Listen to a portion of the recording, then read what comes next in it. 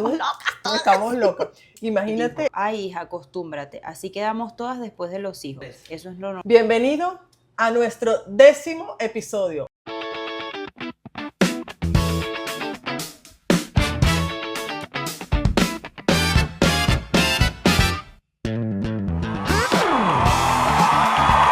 Hoy estoy súper feliz porque hemos logrado llegar al 10º episodio. ¡Wow!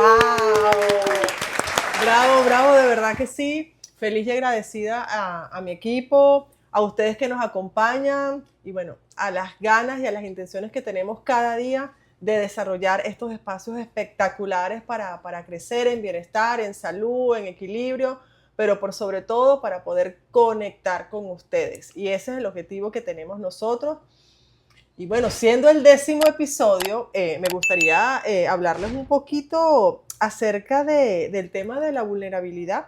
Hoy tenemos un tema interesante, pero hoy debo tocar este tema, la vulnerabilidad. Porque hoy tenemos que hablar un poquito de ese gran filtro de la realidad, Larisa. Es muy importante, muy importante.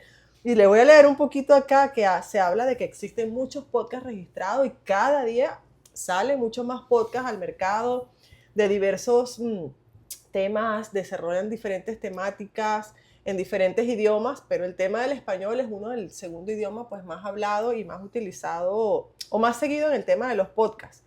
Pero una de las cosas que me llamó la atención es que se habla de que si los podcasts están vivos o le hablan los podcasts fantasmas, porque hay una incidencia donde se dice que solo el 15% de los podcasts están vivos y tiene que ver con el tema de esa competencia realmente de la atención y esos que logran pues llegar a captar esa atención en su público.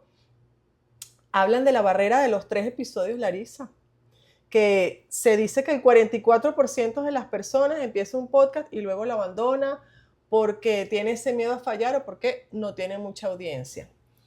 Y el club de los 8%. El 8% de los podcasts logran superar la barrera de los 10 episodios. Es decir, que nosotros estamos en ese 8%, me siento muy feliz. Bien. Y de verdad que cada día estamos súper entusiasmados porque más allá de llegar lejos es la cuestión de la resistencia, de la disciplina y de la perseverancia que tenemos aquí por llegar a ustedes y hacer que este proyecto crezca. No importa si tenemos que pasar 1 año, 2 años, pero aquí vamos a estar porque es parte de mi pasión y bueno, que se lo proyecto a mi equipo de trabajo, que podemos llegar a crear estos espacios tan bonitos para ustedes y para nosotros, que también siempre es un placer reunirnos a hablar de temas interesantes. Y bueno, hablando un poquito del tema de nuestro trabajo, hace poco publicamos un video donde hablábamos de recolectar esos mitos, esas creencias, esos que te decía tu abuelita, eso que creías que de verdad pensabas que era verdad o no, Larisa.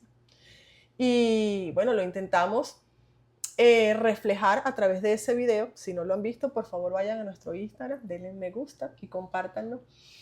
Y comenten. Y comenten, por favor, que eso es lo importante. Porque queremos desarrollar un experimento social. Eso tiene un objetivo. Cada una de las cosas que nosotros hacemos acá tiene un objetivo, es decir, una intención o un propósito en ese contenido que está publicado. Por supuesto que hoy en el 10º, esa es la intención. Queremos que ese experimento social lo podemos llevar a cabo y necesitamos de tu ayuda, de tu apoyo, de esos comentarios, no solo en el Instagram, sino que también me apoyes en este canal de YouTube, lo difundas. ¿Por qué? Porque es importante que rompamos un poco esos mitos y ese tabú con respecto a eso que creemos que puede ser cierto y que hoy en día pues la ciencia está desmitificando esas creencias. Porque si bien es cierto que pues a nivel del sistema nervioso o para el cerebro, no existe, a ver, ¿cómo les explico? No existe de que sea comprobable de que esa que me está diciendo mi mamá, que ella cree, sea real o si realmente está pasando. No existe para el cerebro ni el presente, ni el pasado, ni el futuro. Solo esa sensación de nosotros hacerle creer si de verdad lo percibimos así. Entonces es la intención desmitificar un poquito y hemos recopilado, como es el 10º episodio, 10 creencias que nos llegaron de nuestros pacientes, agradecidas de esas personas que nos escribieron para darnos su opinión con respecto a esas creencias que tenían.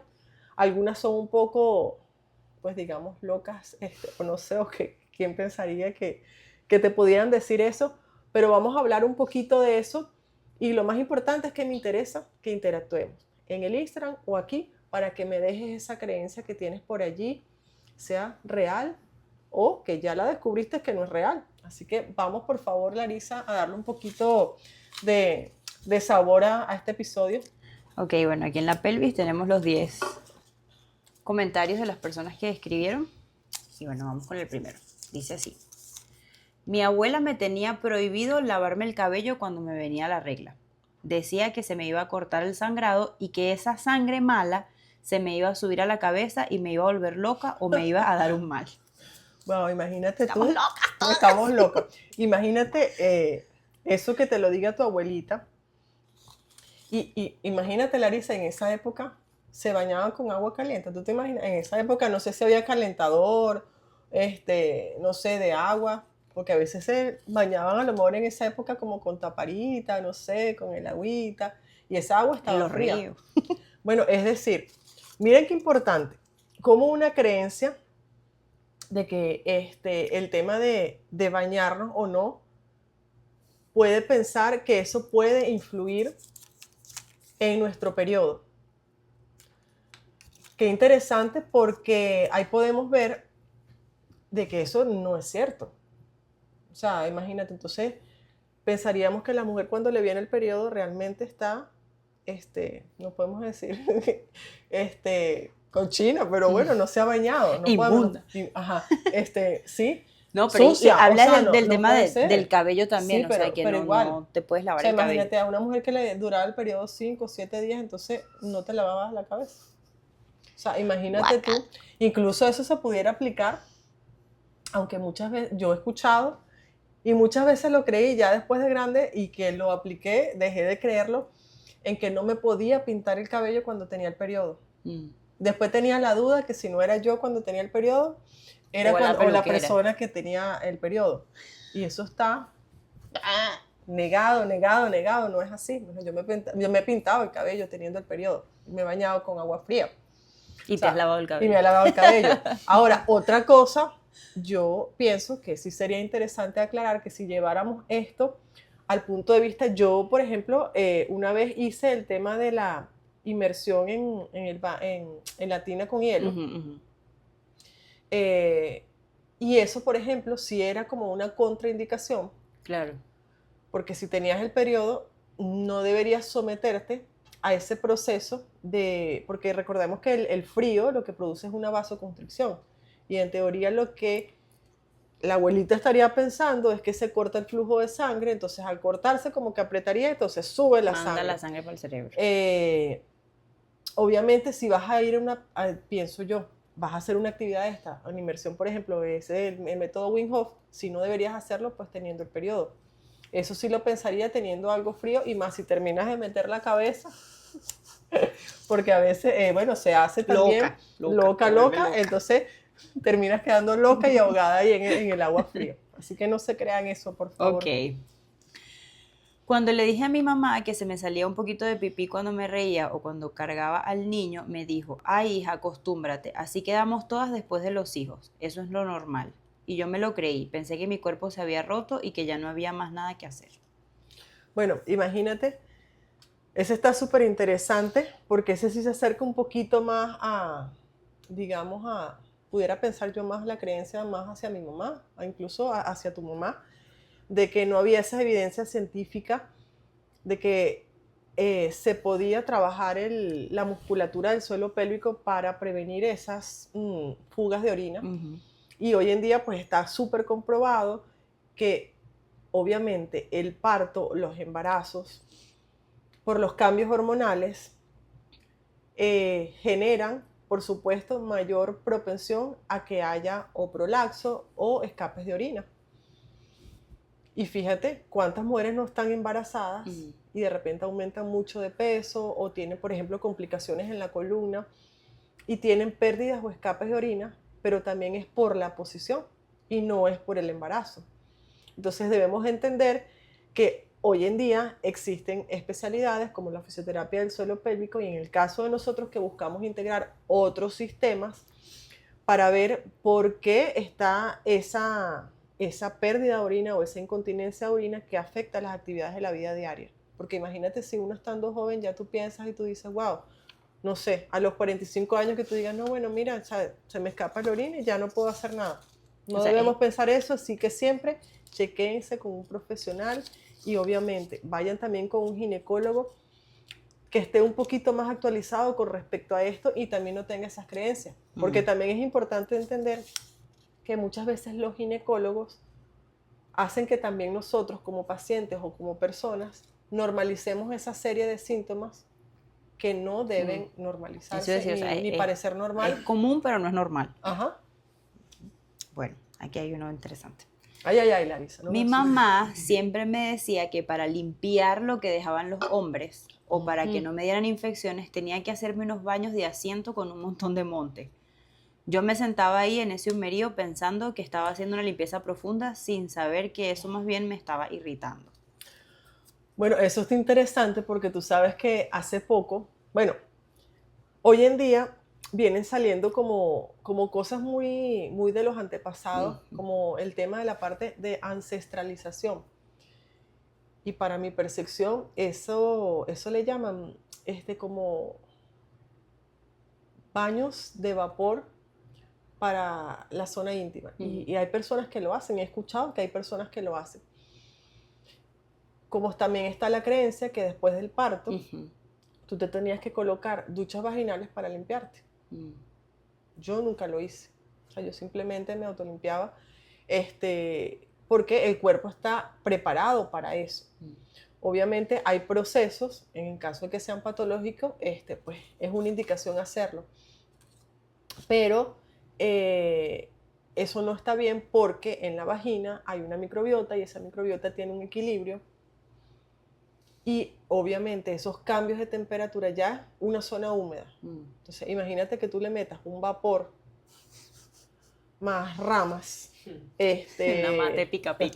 No sé, a lo mejor te equivocas y no le pusiste, no sé, romero y le pusiste esa pica y empezó a explotar ahí. Imagínate tú. O que tú digas, bueno, o no sé, me la voy a lavar con jabón azul porque me barra todo. O sea, no está bien. O sea, de hecho, si tú quisieras limpiarte porque el hombre te dejó algo, tendrías que buscar un método de anticoncepción donde el hombre no deje nada de sus restos dentro de la vagina.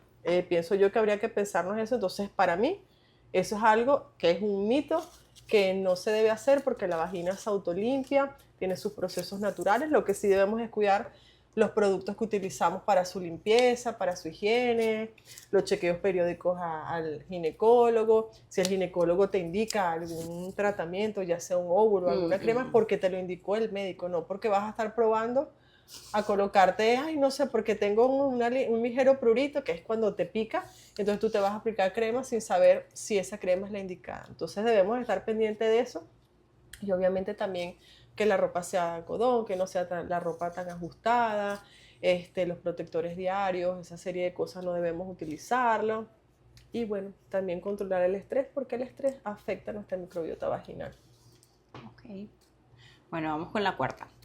Cada vez que me dolía el vientre o me sentía inflamada, mi vecina me decía que era envidia o mal de ojo de alguien que me había visto.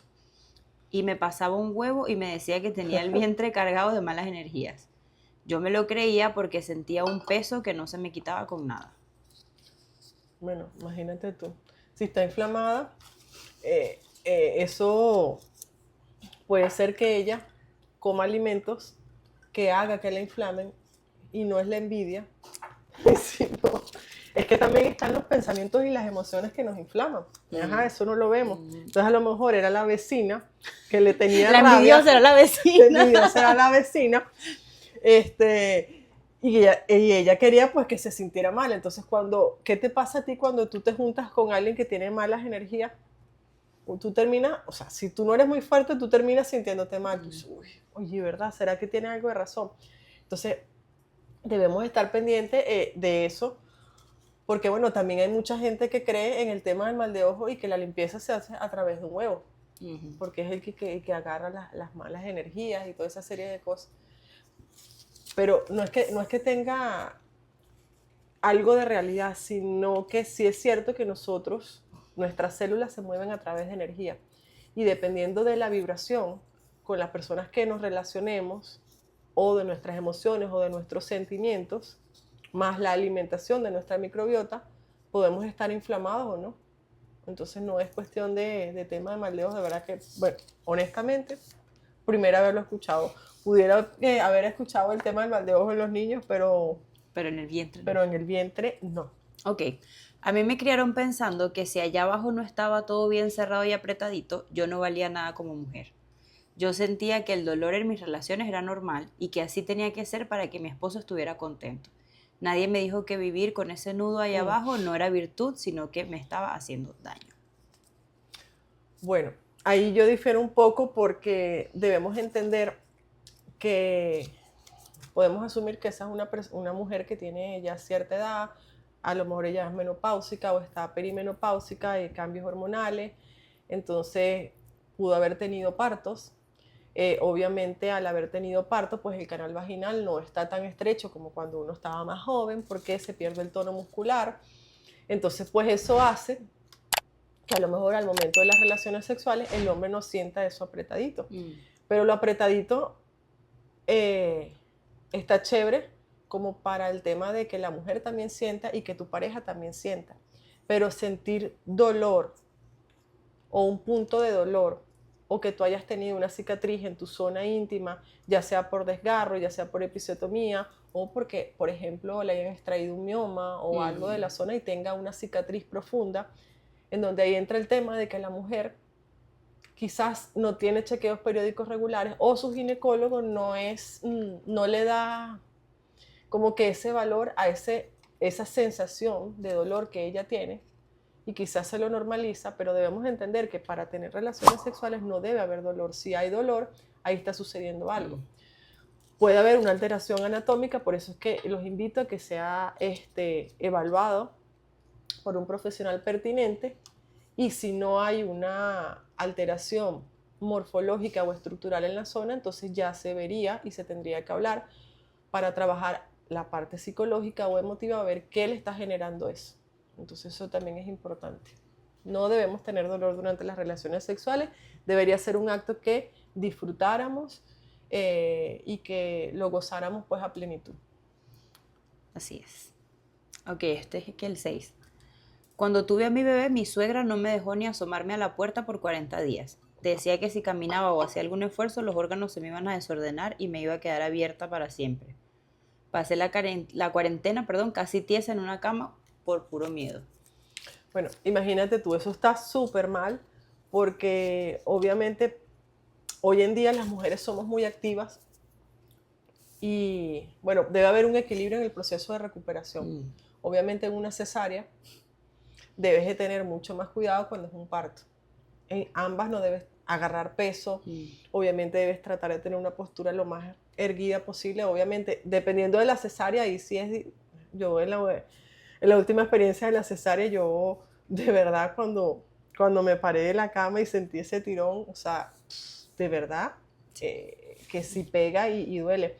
Sobre todo me pasó que cuando yo compré el colecho para ponerlo al lado de la cama, yo no sé cómo hacen publicidad para esos colechos así como, ay, sí, lo tienes al lado de la cama, no lo metes en tu cama, sino que lo tienes al aire y te volteas. Yo recuerdo que la bebé lloró. ¿Y cómo me volteo? Y ella lloró, claro, el instinto es que uno pararse y yo no me puedo parar. Y cuando yo intenté hacer así, el dolor fue terrible. Tampoco puedo hacer así. Entonces tú dices, o sea, estar inmóvil, claro, en ese caso era una cesárea, pero en un parto es totalmente diferente y cada mujer tiene un umbral de dolor. Y si tiene experiencias previas o no, pues le condiciona ese tema. Pero debemos tratar de ser lo más activas posibles dentro de nuestra limitación y dentro de nuestro proceso de recuperación.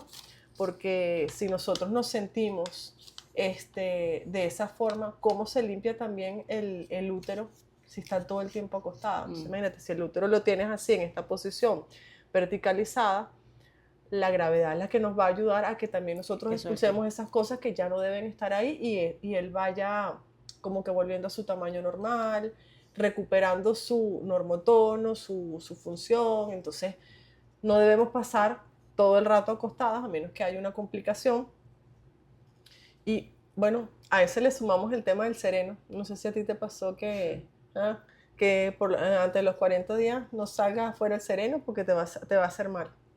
Por la cicatriz, que la cicatrización y todo ese cuento. Entonces, bueno, hay que tener mucho cuidadito con eso porque en ese caso, yo siempre invito que sobre todo las mujeres embarazadas o posparto, cada cosa que vayamos a hacer, nos sintamos bien. A veces en esos momentos escuchamos mucho los que nos dicen, ya sea la mamá de uno porque está cerca, o la suegra, o la que te echa la mano. Entonces debemos también a discernir eso que es real o no, y también a saber decir que no, si queremos pasar nuestro posparto solitas, cuidándonos solitas y creyendo solo lo que nosotras queremos creer y hacer. Les invito a eso. Ok. Mi mamá me volvía loca de niña. Ponte los zapatos, ponte las medias. Ella juraba que si mis pies tocaban el piso frío, el frío se me iba a subir directo a la matriz y que después cuando me casara no iba a poder quedar embarazada porque iba a tener el vientre congelado. Wow, imagínate tú. Bueno, siempre han dicho que el frío se agarra por los pies. Ajá, eso siempre, y lo he escuchado muchísimo. Pero obviamente hay, digamos, pisos que son más fríos que otros. Por ejemplo, lo que es el mármol, el granito, si es un piso más frío. Obviamente cuando uno tiene el periodo, uno siente, o sea, percibes como más el frío porque en los pies hay muchas terminaciones nerviosas. Y obviamente al haber terminaciones nerviosas, claro, si tú sientes que hay frío, tú dices, uy, entonces es como decir, bueno, se me contrae el cuerpo, se me contrae todo el sistema circulatorio y no es así. Fíjate que cómo hacen esas mujeres que viven en climas fríos, con nieve y tienen que caminar así se pongan medias, siempre pasa el frío. Entonces yo pienso que eso no debemos creerlo porque es más, yo siento que si nos vamos a la parte ancestral, como esas mujeres, digamos las indias o esas personas, no tenían zapatos. O sea, no digamos que ni que le daba dolor de vientre, ni que se le enfriaba, ni que se le calentaba. Y tampoco es que eran infértiles. A lo mejor nadie estaba como para estudiarles eso. Claro. Pero tenían sus hijos, parían de modo natural y no pasaba esas situaciones. Entonces no podemos creer eso. Porque en mi opinión eso no es como aplicable. Ok, aquí viene uno del gimnasio. En el gimnasio el entrenador me gritaba, aguanta la respiración y puja. Y yo lo hacía igual cuando iba al baño porque sufría de estreñimiento. Yo pensaba que mientras más fuerza hiciera y más roja se me pusiera la cara, más rápido iba a salir de eso. Wow, imagínate. Eso está como el punto de aprieta, contén. O eso que te dicen, calladita te ves más bonita. Aprieta. En este caso era un esfuerzo físico. Pero ¿qué pasa si a eso le sumamos el tema de esas creencias que, bueno, como en el video decimos, calladita te ves más bonita, o las mujeres no opinan, o mientras el hombre habla la mujer se calla, o usted haga silencio porque usted es una niña.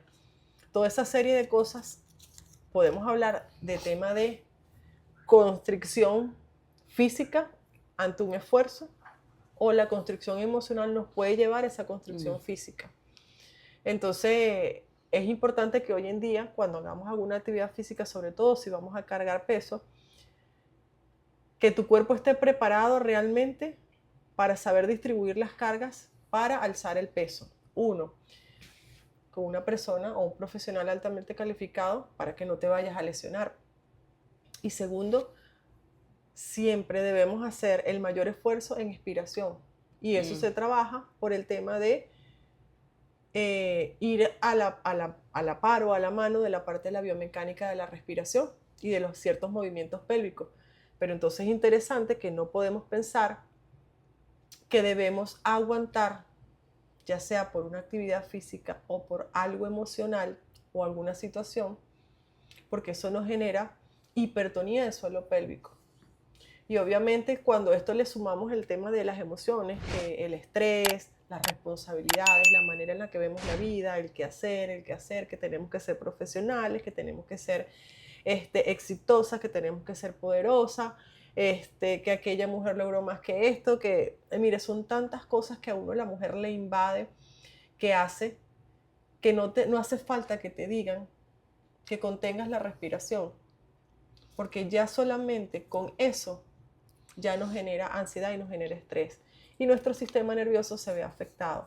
Imagínate si eso lo llevamos al plano para, por ejemplo, para la deposición o para defecar. Eso está súper mal, porque quiere decir que esa mujer es muy probable que para poder ir al baño, porque ya ella acostumbró a su suelo pélvico a que tiene que apretar. Entonces, si tiene que apretar para yo poder ir al baño y defecar también, no solo para alzar un peso, sino para poder ir al baño y poder evacuar, quiere decir que mientras yo más pujo y más pujo, va a salir más rápido y va a salir todo. Y estamos muy mal. Entonces, no debemos ni contener, porque el cuerpo humano tiene una biomecánica especial. Debemos cuidar esos factores de la postura a la hora de tomar un peso, que sea el peso adecuado, ya se los dije anteriormente. En el caso de para ir al baño debe haber una postura adecuada, de hecho venden un banquito fisiológico para que se forme el ángulo adecuado para que todo lo que es la parte del asa intestinal pueda evacuar completamente y no haya tanto esfuerzo por parte de la persona para eso. Y se aplica tanto en hombres como en mujeres. Entonces, también si lo llevamos a la parte emocional y a la parte del sistema nervioso, no debemos contener ni aguantar. Debemos aprender a no solo gestionar nuestra postura, a gestionar lo que creemos, porque realmente debemos sentarnos 5 minuticos todos los días a pensar. En este caso, vamos a hablar de las creencias. Si esta persona tiene esa creencia, yo me tengo que sentar a ver qué es lo que yo realmente creo. Porque no se trata de que veamos en podcast o que veamos en las redes sociales, porque hay mucha información allí y que sí es cierto, hay demasiada información. Más bien por esa demasiada información a veces creemos saber que lo sabemos todo y no es así. Muchas veces tenemos que hacer ensayo y error y probar a ver si esa técnica me funciona a mí o si me está funcionando para mi cuerpo. Entonces yo creo que esa persona pues debería tener un poquito más de cuidado con respecto a eso. Ya nos están haciendo señas y quedan 2. Sí. Solo 2, ok. Por ahí tenemos a nuestros chicos, mira, nos están presionando. Apenas parí, mi tía me trajo una faja que me apretaba hasta el alma. Hasta el alma. Y me decía, apriétate eso, mija, que si no los órganos se te van a quedar bailando y la barriga no se te va a quitar nunca. Yo no podía respirar, pero ahí estaba yo aguantando para que no se me saliera la barriga. Bueno, pues eso está muy mal. Hoy en día está contraindicada la faja posparto, a menos que sea una faja... Yo no lo recomiendo porque cuando nosotros utilizamos fajas, obviamente sí te recoge y recoge la piel. Pudiéramos pensar que sí es cierto porque después del parto, obviamente todo eso está distendido, entonces tenemos la grasa por un lado, la piel, la tal. Pero imagínate si eso es una cesárea, ¿cómo está la cicatriz ahí? Entonces eso genera mucha debilidad. Entonces yo más bien invito a las mujeres en posparto a que me escriban y que aprendamos a activar el transverso para ir estimulando lo que sería nuestra faja natural, el transverso del abdomen. Entonces, en ese modo, pues la mujer tiene que ir recuperando su musculatura y todas sus estructuras de manera natural. Entonces, no estoy de acuerdo con el uso de las fajas, porque aparte que si hay una debilidad muscular, imagínense, aquí tenemos la pelvis, no me ponen una faja aquí, imagínense que tuviéramos un globo aquí, ¿qué va a pasar acá abajo a nuestro suelo pélvico que también está debilitado? Porque también hay una hormona que hace que se relaje que es cuando se prepara para el parto, pero dura un tiempito más, como un año más, que es la relaxina. Imagínense cómo está la musculatura, entonces aún más va a debilitar el suelo pélvico. Y si a eso le sumamos una mala postura, entonces contraindicada la faja posparto, por favor. Último. El último, ya es el último. El último. Toda la vida me dijeron, ay, tú tienes unas caderas buenísimas, vas a parir como si nada. Yo iba al parto confiada pensando que mis huesos iban a hacer todo el trabajo. Y cuando la cosa se puso difícil, no entendía qué estaba pasando si yo tenía una buena cadera o una buena estructura. Bueno, ahí es importante tener la confianza con nuestro ginecostetra para manifestarle los deseos que tenemos nosotras al momento, si es parto o si es cesárea. Obviamente se hace pelvimetría, no sé si hoy en día lo hacen, yo la última vez no me la hicieron, para evaluar si la mujer puede o no parir, pero yo considero que se deben evaluar otro tipo como que de datos importantes para ver si la mujer puede parir o no más allá de la pelvis, si sufre de hipertensión o no, cuánto peso o no también tiene la mujer, porque también sucede que muchas mujeres con sobrepeso salen embarazadas y entonces quizás tú dices, bueno, no sé, hay muchas que han parido así, pero yo siempre pienso que con el profesional de confianza evalúe las condiciones necesarias y seguras tanto para la mujer como para el bebé que viene en camino, para que nazcan de manera segura y que no haya complicaciones. Yo creo que es la mejor parte. Aunque obviamente, bueno, por ahí escuché un comentario que decía un diagnóstico pelvis incapaz. Imagínense eso, que es una pelvis incapaz de parir. Si es cierto que hay mujeres que realmente no pueden parir, honestamente les voy a decir que no sé si hayan como que digamos artículos, pero lo voy a buscar porque me interesa pensar en ver si realmente todas las mujeres no podemos parir, si realmente nuestro cuerpo está diseñado para eso. Entonces ahí es donde tenemos que hacernos la pregunta y no pensar, es que mi mamá nunca parió. Entonces ahí vienen las creencias que todos nacimos por cesárea. Yo tengo 5 hermanos y todos fuimos por cesárea. Entonces quiere decir que yo no podía parir porque a mi mamá le dijeron que tenía una pelvis estrecha. Entonces ya ahí estamos con la creencia. Entonces nuestro cuerpo se condiciona a que ya yo lo creo y así es, yo no puedo parir. Entonces es importante que evaluemos el tema de las creencias, que el profesional que te esté atendiendo sea de confianza y tengas la confianza para ver si el diagnóstico que te está dando él de que puedes o no puedes es una cosa. Porque hay médicos que simplemente esperan el proceso del parto y en caso de complicarse, pues sí se va a una cesárea. Pero yo pienso que por naturaleza deberíamos poder parir.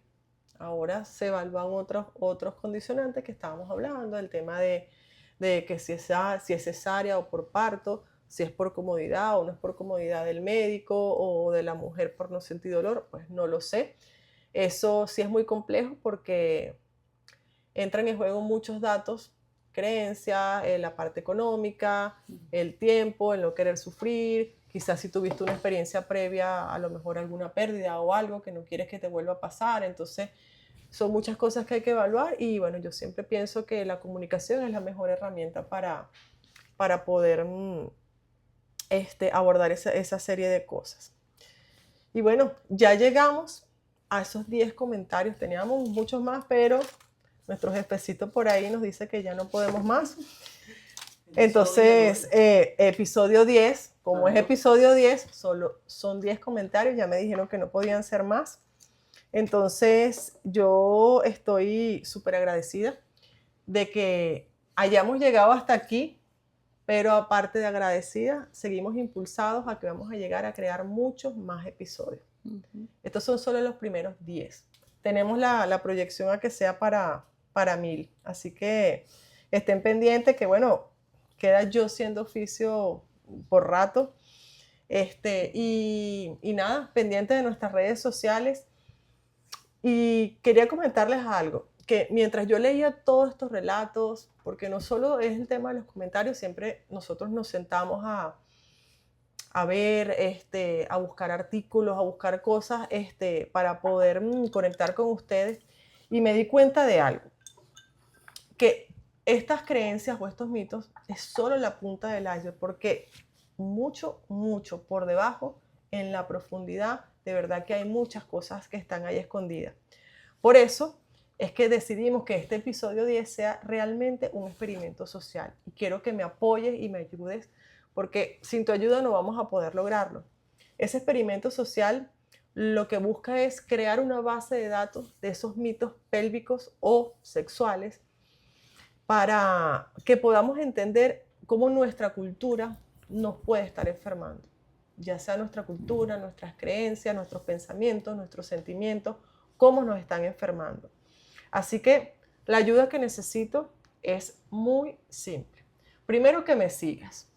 Segundo, que le des like, que lo compartas, que estés pendiente de nuestros episodios y de nuestro Instagram porque siempre hay material importante para ti. Pero por sobre todo, quiero que comentes aquí abajo en los comentarios cuál es ese mito con el que tú creciste. Mientras más mitos nos lleguen, muchos más datos vamos a tener para que ese experimento social se lleve a cabo. Lo puedes hacer a través de acá, de YouTube o a través de nuestro Instagram, o puedes enviarnos un direct también. Pero por favor, apóyame en ese experimento porque créeme que lo que tengamos esa base de datos va a ser súper interesante para desmitificar todo eso y poder crear una sociedad menos enferma y más empoderada. Porque lo que queremos es empoderarte a través de la información, pero por sobre todo que tú seas el protagonista. Gracias por acompañarnos en este episodio. Gracias a mi equipo que está por ahí atrás, que estaba medio dormido, a Larisa. Y bueno, estén pendientes porque se acerca pronto nuestro siguiente episodio que viene cargado de mucha más información. Gracias por acompañarnos. Nos vemos. Chao. Chao.